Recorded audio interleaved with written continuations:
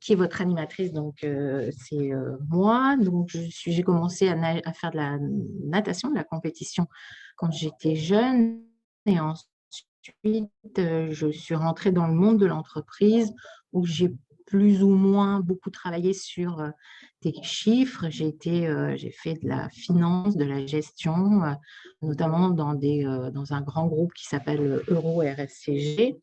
Mais je n'ai pas fait que ça, j'ai aussi fait de l'événementiel, j'ai organisé le plus grand défilé du monde pour les Galeries Lafayette. Et ensuite, il y a une dizaine d'années, j'ai souhaité changer, enfin me reconvertir, et j'ai décidé effectivement d'apprendre pour moi-même et aussi pour les autres comment muscler son cerveau.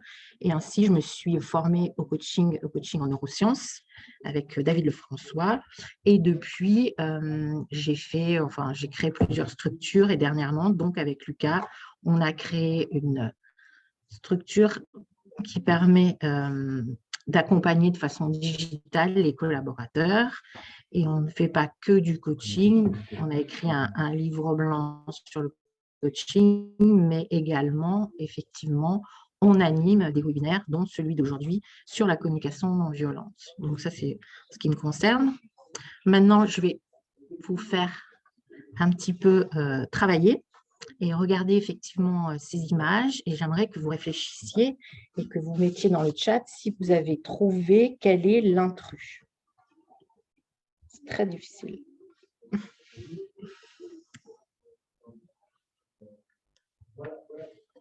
Oui.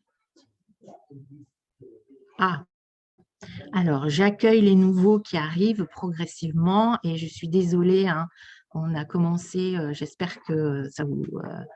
ça ne sera pas un problème, on a commencé parce qu'en 1 heure, ça va déjà être complexe d'arriver à cerner le sujet. Mais bien sûr, vous arrivez...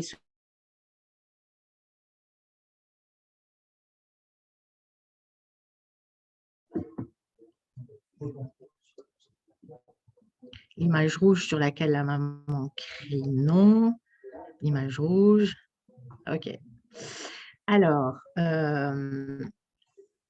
effectivement, c'est la bonne réponse, mais aussi ce qui est intéressant, c'est que c'était aussi pour commencer à amorcer ce qu'est la CNV.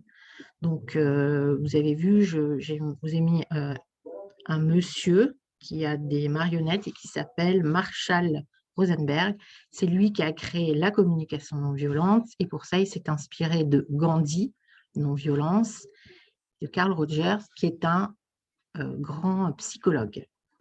Et qu'est-ce qu'il dit, monsieur Marshall Rosenberg? Il dit qu'on a tendance à communiquer un peu en façon chacal, c'est-à-dire que souvent, pour plein de raisons, on a une communication qui est un petit peu agressive, en tout cas qui ne correspond pas à ce qu'on devrait faire pour créer une communication bienveillante, assertive. Et pour cela, il parle d'une girafe, parce qu'il explique que la girafe, c'est l'animal qui prend le plus de hauteur et qui a le plus grand cœur. Et c'est pour ça que les gens qui font de la communication non violente expliquent qu'en fait, ce qui est intéressant, c'est de passer d'un langage chacal à un langage girafe. Et on voit d'ailleurs que... il y a il y a aussi, je vous ai mis une petite image qui montre que ce qui est important finalement, même si on parle langage, enfin quel que soit le langage qu'on parle, c'est que la communication non violente part du cœur. C'est ce qui est important. Et en bas à droite, vous voyez je vous ai mis un petit monsieur qui s'appelle Monsieur Osb, et qui va nous guider tout au long justement de ce webinaire. Alors, qu'est-ce que la communication non violente, plus communément appelée la CNV? Eh bien là, vous allez avoir le lien qui va apparaître dans le chat. C'est effectivement, ce n'est pas l'objet forcément d'expliquer ce que c'est, et je vous renvoie à un article qui est sur le site de My Perso Coach, et qui reprend effectivement ce qu'est la communication non violente, et notamment qu'est-ce que c'est que la communication non violente. Eh bien, c'est une méthode ça n'est pas que quelque chose qui est non violent, mais c'est une méthode qui est efficace et pragmatique et qui permet de soigner sa communication. Et en fait, je trouve quand même assez intéressant de rappeler que ce que disait Marshall Rosenberg, c'est que si on part du principe que les êtres humains, on aime prendre quand même soin les uns des autres, pourquoi finalement certaines personnes génèrent tant de violence et de souffrance dans leurs interactions, même avec ceux qu'elles aiment, et inversement, comment se fait-il parfois que des personnes parviennent à rester bienveillantes, même dans des circonstances horribles et violentes?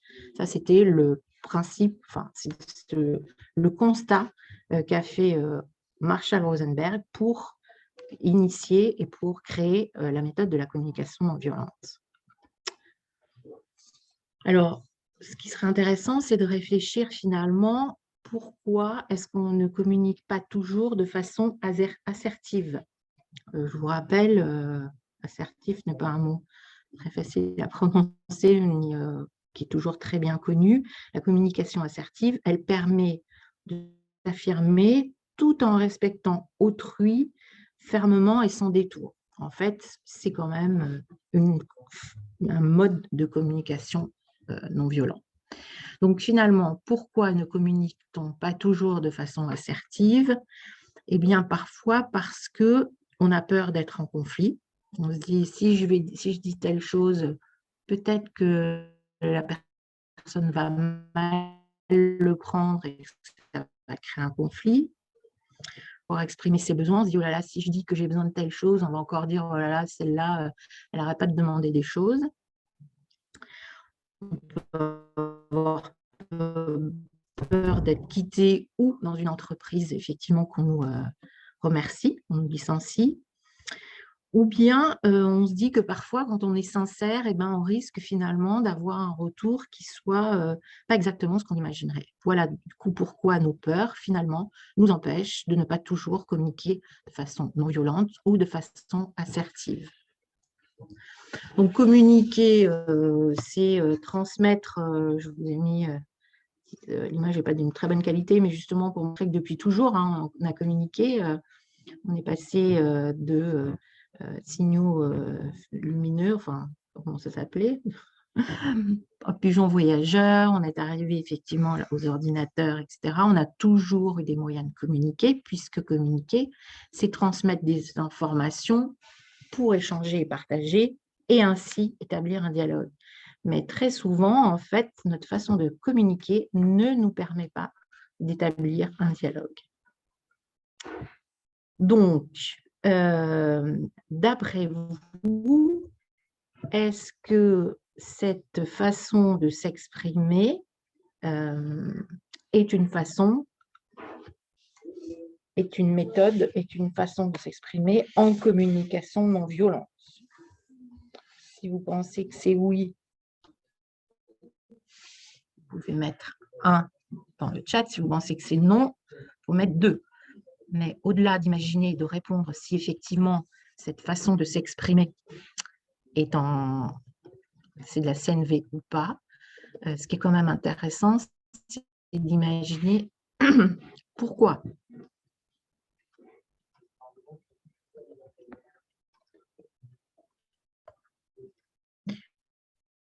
Franchement, vous êtes fort, hein, que des bonnes réponses. Vous voyez, hein, je force le trait, mais c'est vrai que c'est important. Je reviens sur mon power. Donc, oui, vous l'avez vu, effectivement, ça n'est pas une façon de communiquer en CNV, communication non violente. Pourquoi? Qu'est-ce qui se passe, effectivement, dès qu'il y a de la violence, que finalement elle soit voulue ou inconsciente, eh bien, il y a une rupture du dialogue. C'est-à-dire que dès que quelqu'un va vous dire quelque chose avec un petit peu de violence et non de bienveillance, eh bien, il n'y aura plus de dialogue. Pourquoi? Parce qu'on va se sentir remis en cause, on va se sentir coupable, et au lieu d'initier un dialogue, eh bien, on va répondre, nous aussi, de façon un petit peu violente, et on n'arrivera pas à établir quelque chose qui soit satisfaisant et qui soit ouvert au dialogue. Parce qu'en fait, la communication non violente, vous allez le voir, c'est une méthode et qui a pour objectif de communiquer, c'est-à-dire de commencer à créer un lien. Donc, Marshall Rosenberg, eh ben, effectivement, c'est un monsieur qui est né en 1934 et qui est mort en 2015, qui était un psychologue qui s'est inspiré effectivement, et c'est pour ça qu'il a appelé communication non violente. Il s'est inspiré, comme vous l'avez vu tout à l'heure, de Gandhi pour la non-violence et d'un Carl Rogers, qui est un grand psychologue, psychiatre. Et pourquoi effectivement il s'est inspiré des deux? Parce que à l'époque, dans les années 60, il vivait en Afrique du Sud et c'était l'époque de l'apartheid qui était assez violent. Et il a essayé d'imaginer comment finalement on pourrait aider les personnes, quelles que soient finalement leurs différences de pensée,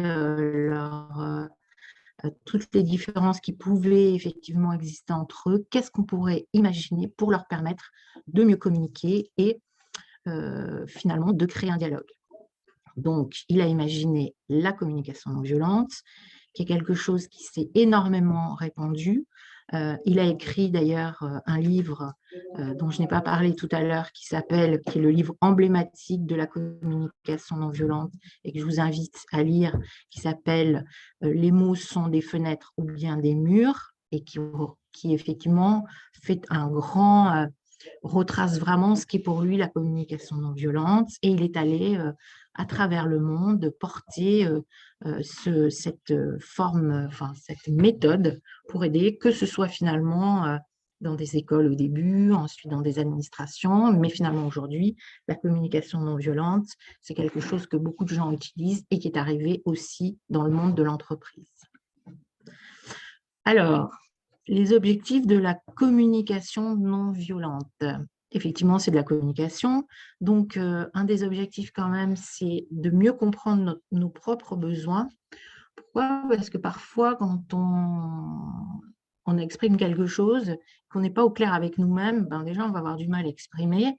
Et si on ne sait pas finalement de quoi on a besoin, eh bien, on va peut-être parler de choses qui vont être difficilement compréhensibles pour l'autre. Et être au clair avec nos besoins est quand même une chose qui est vraiment très importante. L'objectif, c'est d'établir des relations professionnelles et efficaces. Mieux je vais communiquer avec les gens, mieux finalement ils vont comprendre mes besoins et mes demandes, et plus nos relations seront fluides, et plus on ira vite et on aura de bons résultats. Si on a du mal à exprimer ce qu'on veut, ça sera difficile. Ce qui est intéressant aussi, c'est que l'objectif de la CNV, c'est, parce que vous verrez par les 4 étapes qu'on va passer, c'est de gérer des situations inattendues. Parfois, on est très cool, tout se passe bien, on maîtrise notre sujet, et puis paf, il y a un truc qui arrive, on ne sait pas bien réagir, et du coup, on a une réaction qui va créer un problème et qui va faire qu'on va arrêter la communication. Et surtout, ce qui est très important, c'est prévenir les conflits. C'est-à-dire que plus on aura une communication qui sera assertive et bienveillante, et moins on risque, j'ai bien dit on risque, de créer des conflits.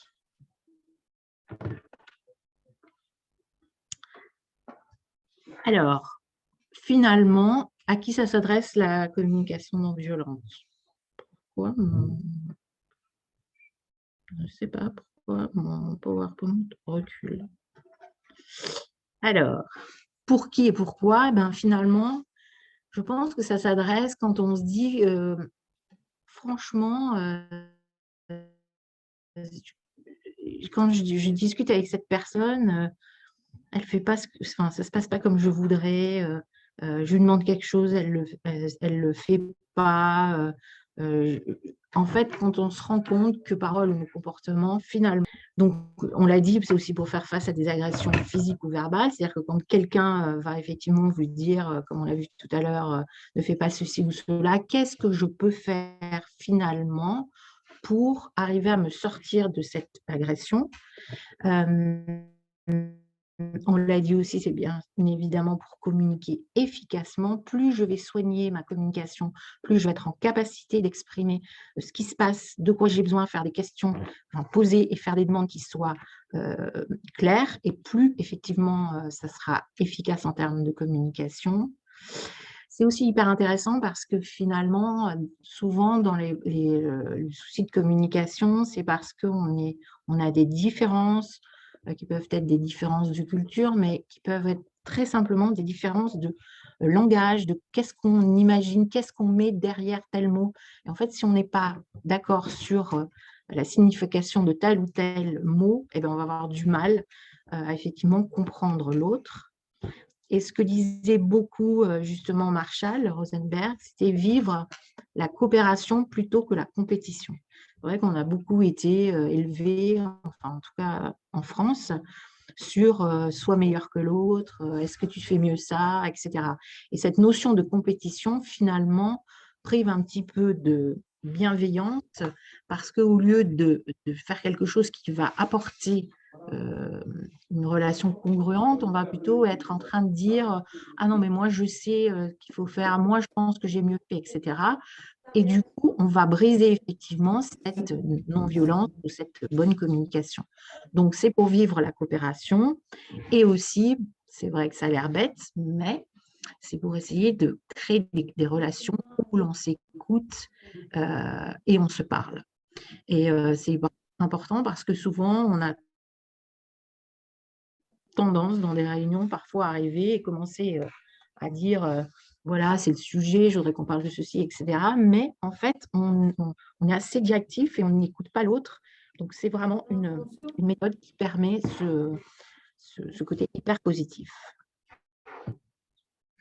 Alors, en milieu professionnel, quand est-ce qu'on peut dire que la communication non violente aurait vraiment son importance? C'est quand on sent qu'il y a des tensions, on arrive, on sent dans l'atmosphère que c'est un petit peu tendu. Parfois, on arrive dans une réunion où on rentre dans le bureau de quelqu'un et au moment où on rentre, la personne, tout le monde se tait, on se dit, oh là là, il y a vraiment un truc bizarre, c'est ce qu'on appelle une atmosphère pesante. Et puis parfois, carrément, il y a des appels au secours. On est consulté, en tout cas nous, chez Perso Coach, chez moi en tant que coach, par des gens. Merci beaucoup. Et on est parfois sollicité par des personnes individuellement ou des entreprises qui disent, ben voilà, on sent que cette personne, elle est proche du burn-out, ou elle a été souvent absente, ou on sent qu'en fait, elle prend un petit peu de distance par rapport aux autres, etc. Donc, dès qu'on sent qu'il y a tout ce genre de choses, eh ben, effectivement, on peut imaginer que c'est un problème. Je peux couper le... Merci. On peut, donc, dont on peut se rendre compte, c'est qu'effectivement, quand il y a des symptômes qui sont tension, atmosphère pesante, voire appel au secours, eh bien, très souvent, les problèmes sont des problèmes de communication. On ne sait pas communiquer, la personne n'a pas vraiment bien compris, il y a des malentendus, il y a des non-dits. Parfois, les personnes ne sont pas contentes parce elles pensent qu'on a compris qu'elles voulaient telle chose, etc. Et donc, il y a des mécontentements.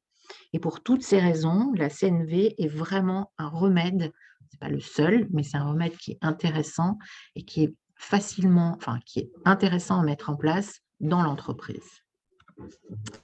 Donc, si on résume, la CNV, pourquoi faire, on l'a dit. Donc, c'est aussi, effectivement, on y reviendra quand on travaillera avec Monsieur Hosbd, c'est donc prendre conscience de l'impact de son langage sur l'autre. Il faut aussi être vigilant à quand je m'exprime, finalement, qu'est-ce que ça fait? Quelle est la réaction de l'autre? Est-ce que je le sens quand même qui accueille ça avec plus ou moins de facilité? Vous verrez, on va travailler sur distinguer un discours subjectif d'un discours objectif. C'est extrêmement important quand on s'exprime, de s'exprimer de façon objective, c'est-à-dire que déjà, on va commencer par enlever les jugements, et ça, c'est très important. On va essayer, par cette méthode, d'atténuer l'impact émotionnel d'une situation délicate. Il y a quelqu'un qui arrive et qui vous dit j'ai lu ton rapport, enfin, j'ai vu ce que tu avais fait franchement, c'est pas top, ça, c'est pas de la CNV. Mais si la personne commence à dire, voilà, j'ai lu ce que tu avais, le rapport que tu avais fait et j'aimerais qu'on en discute, etc., on va déjà atténuer l'impact émotionnel sur quelque chose qui est délicat parce que c'est jamais très simple pour un manager de dire à une personne que le travail n'a pas été fait dans le sens où elle le souhaitait, je n'ai pas dit mal fait. Ensuite, on va apprendre à reconnaître ses besoins sans les projeter sur l'autre. On a tous des besoins et il faut être conscient de nos besoins sans effectivement penser à faire une demande qui soit acceptable pour l'autre, parce que ça, c'est très important. Et ensuite, on devra prendre en compte la réaction de son interlocuteur. Alors, comment est-ce qu'on établit déjà une communication ? Ce qui est important, c'est l'empathie. Alors, c'est vrai que c'est un mot très à la mode, mais c'est quand même quelque chose qui est important parce que l'empathie, c'est le fait de rentrer quand même en connexion avec l'autre. Alors, on n'en est pas là, mais il faut aussi faire attention parce que parfois, il y a des gens qui sortent de formation sur la CNV et qui pensent que tout le monde souhaite qu'il y ait une empathie qui se crée. L'empathie, c'est vraiment quelque chose qui est important, il faut le doser, mais quand même, si effectivement on se sent empathique, connecté à l'autre, c'est une bonne chose pour commencer à communiquer. Bien sûr, il faut une relation de qualité, ça veut dire qu'il faut créer quelque chose qui donne du sort de la qualité. Il y a quelque chose qui est très important quand on veut établir une bonne communication, c'est reconnaître tout le monde à égalité. C'est-à-dire qu'on ne va pas dire il y a telle personne qui sait, il y a telle autre, il y a les managers, et puis il y a les autres, il y a la direction, etc. Quand on veut bien communiquer, il faut effectivement commencer par reconnaître toutes les personnes qui font partie de la communication à égalité et aussi prendre en compte les besoins des participants. Alors, je suis assez contente parce qu'il est 11h26, je suis dans mon timing. À ce stade, en fait, je vous ai fait beaucoup d'apports théoriques sur la CNV.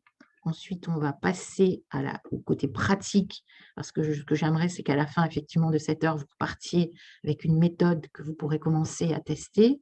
Donc, ma question est, est-ce que vous avez des questions?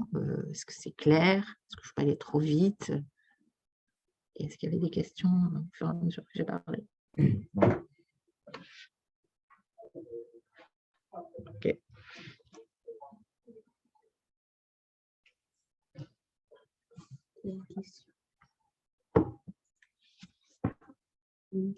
Oui.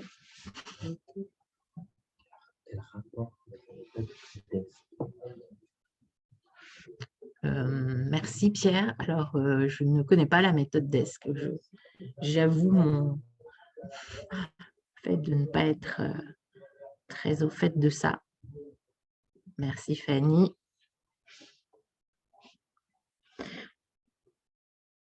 Comment faire si... Ah, j'ai raté. On applique la CNV en étant une girafe, par exemple. Ah, ça c'est une jolie question. Eh bien, malheureusement, le monde parfait n'existe pas. Et parfois, effectivement, on est face à un chacal et on ne peut rien faire. Mais ce qui est quand même très intéressant dans la CNV, c'est que même si on n'arrive pas effectivement à faire rentrer l'autre dans cette non-violence, elle nous oblige quand même à nous mettre au clair avec nous-mêmes. C'est-à-dire que même si effectivement il y a un chacal, si nous, vous allez voir, on fait la méthode et qu'on suit les 4 étapes, on va quand même être au clair avec nous et même on va se dire, tiens, voilà un chacal face à nous, qu'est-ce qu'on ressent comme une émotion, finalement de quoi on aurait besoin, etc. Ça, c'est la mauvaise nouvelle. Je suis désolée, Sophie, mais la CNV, malheureusement, n'est pas une méthode miraculeuse pour rendre tous les chacals girafes. Et au début, on est un peu des petites girafes. Voilà. Alors, merci Mariette qui dit que la desk théorie assertive. Eh ben, super, j'irai voir. Très intéressant. OK. Alors, maintenant, on va passer comprendre qu'une communication violente. Pardon? Une autre question. Comment faire comprendre qu'une communication est violente? Comment faire comprendre qu'une communication est violente? Ben, en fait, déjà, notre réaction, vous l'avez vu dans ce que je vous ai montré, va montrer que la communication est violente. On va avoir une réaction qui va montrer qu'effectivement, ce n'est pas non violent.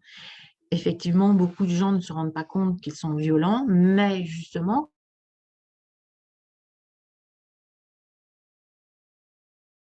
quand on sonne, je constate que, ou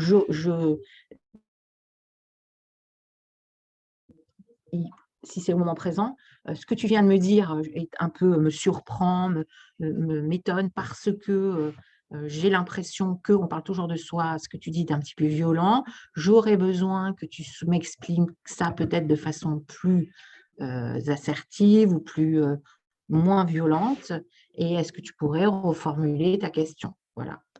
Donc, c'est pas la solution miracle, mais vous verrez, on trouve des solutions. Alors, là, j'ai voulu vous faire jouer un peu à chercher Charlie. Donc, nous allons travailler maintenant. Vous avez vu, Monsieur Oz va nous suivre. Et donc, l'idée, il y a des questions, effectivement, participent avec moi de personnes de notre équipe qui s'appellent Rachel et Cluna et qui sont en charge de me dire quand je ne vois pas vos questions et répondre sur le chat à vos questions. Et vous pouvez donc, c'est toujours moi qui réponds et c'est super sympa pour pouvoir avancer dans mes explications. Donc, Monsieur Osb, vous l'avez trouvé, bien évidemment. Je ne comprends pas pourquoi je passe là.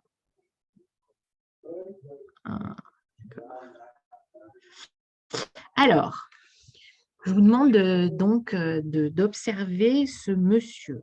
Il y a plusieurs choses qui sont intéressantes. C'est qu'effectivement, vous voyez que c'est pas trop difficile. Hein, le nom est un petit peu difficile à prononcer, mais ça correspond effectivement au O d'observation, S de sentiment, B de besoin et D de demande.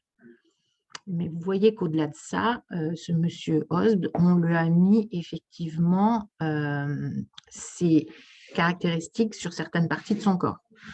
Pourquoi on lui a fait donc la tête observation? C'est parce qu'effectivement, tout ça c'est mnémotechnique, hein, c'est pour j'observe.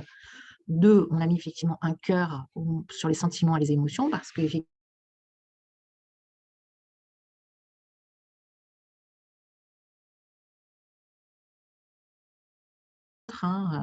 besoin de me nourrir. Et ensuite, la dernière partie, c'est une demande, parce qu'en fait, ça va être dans l'action et on a mis des jambes. Donc, ce n'est pas parfait. J'ai une petite question qui était de savoir, finalement, les bras, à quoi ça servait. Je n'ai pas la réponse, je tiens à vous le dire.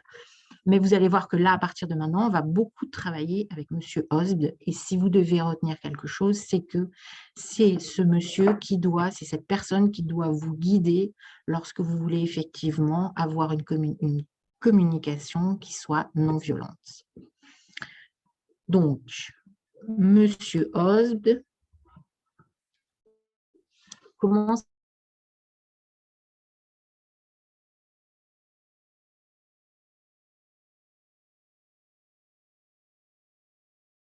ça marche? Donc, c'est un processus complètement obligatoire. Mais pour commencer à apprendre, c'est quand même mieux. Donc, qu'est-ce qu'on fait quand on est Monsieur Osb ou qu'il est posé sur notre épaule? Il nous dit qu'on doit observer sans juger. Ça, c'est la première. Identifier notre sentiment, deuxième partie, et non pas d'évaluer. Identifier, pas évaluer. Vous voyez, on essaye complètement d'enlever ce qui est jugement. Je reconnais mon besoin, j'ai besoin d'eux. Donc, j'observe qu'aujourd'hui, sur ce webinaire, il y a 55 participants, j'observe. J'identifie mon sentiment, je suis super contente, je suis gaie. Je reconnais mon besoin, je ne sais pas, en fait, mon besoin, c'est finalement d'être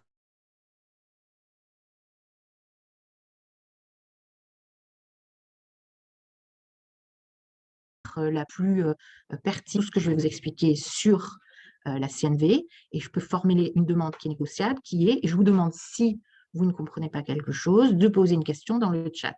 Voilà ce que c'est que un process en 4 étapes de la CNV.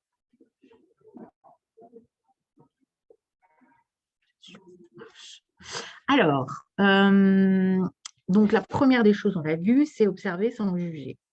Ce qui est vraiment important, c'est d'arriver à distinguer un discours subjectif d'un discours objectif. C'est vraiment hyper intéressant parce qu'un discours objectif, c'est le Graal. C'est toujours un peu compliqué parce qu'on va toujours mettre un petit peu de subjectivité, mais je vous encourage vivement, effectivement, à mettre un maximum d'objectivité. Pourquoi? Parce qu'en fait, aujourd'hui, on s'est rendu compte que 80% des messages que nous faisons, en nous communiquant, soient en général subjectifs.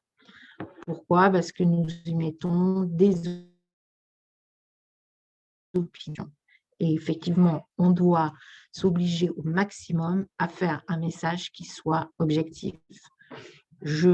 Pendant ce webinaire, j'observe qu'il y a 5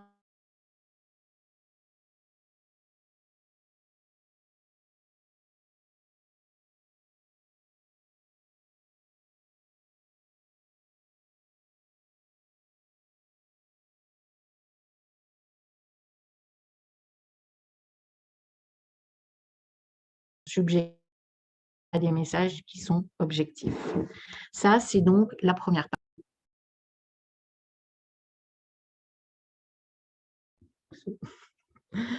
La deuxième partie qui est importante, c'est qu'on a beaucoup, enfin, notre vie est souvent régie par nos émotions.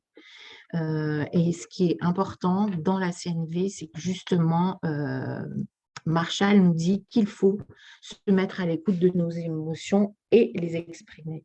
Alors, une émotion, attention, hein, c'est un état transitoire. Je ne suis pas ni une peur, ni une tristesse.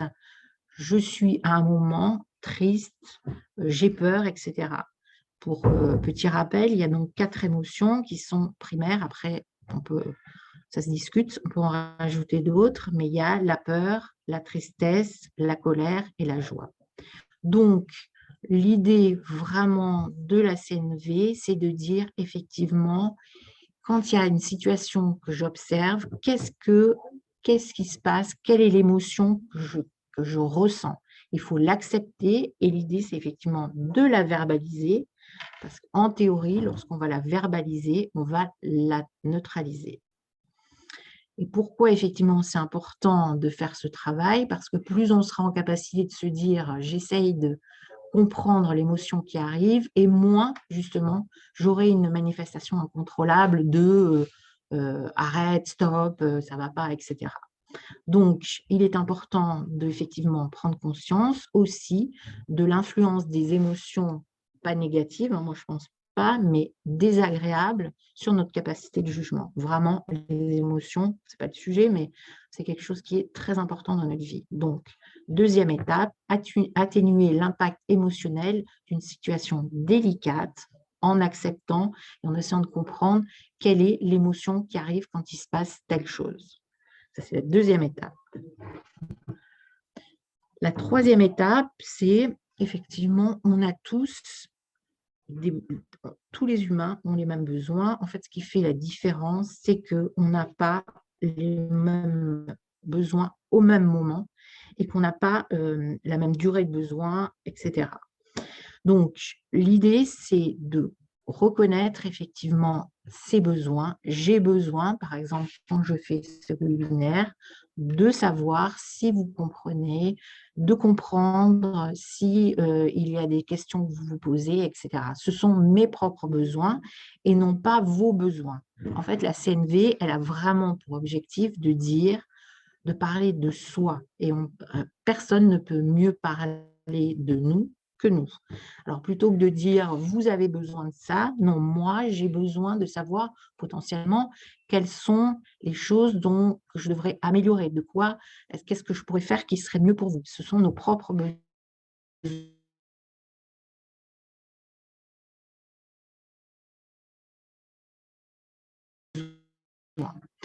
Donc, la prise de conscience de son besoin, il faut trouver effectivement l'origine. L'émotion, c'est un besoin qui n'est pas satisfait. Souvent, parfois, on est en colère parce qu'on n'a pas été reconnu à notre, on pense à notre juste valeur. On n'a pas toutes les émotions proviennent de besoins qui n'ont pas été satisfaits. Donc, ce qui est intéressant, c'est d'observer une situation, de comprendre quelle est l'émotion et ensuite de reconnaître les besoins qu'on a. Donc, il faut verbaliser le besoin et ce que je disais et je radote très souvent, c'est la formulation de « je ».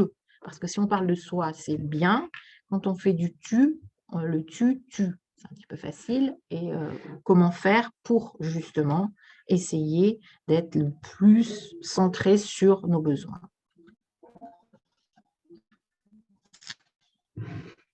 On en arrive à la 4e étape qui est faire une demande qui soit acceptable pour l'autre.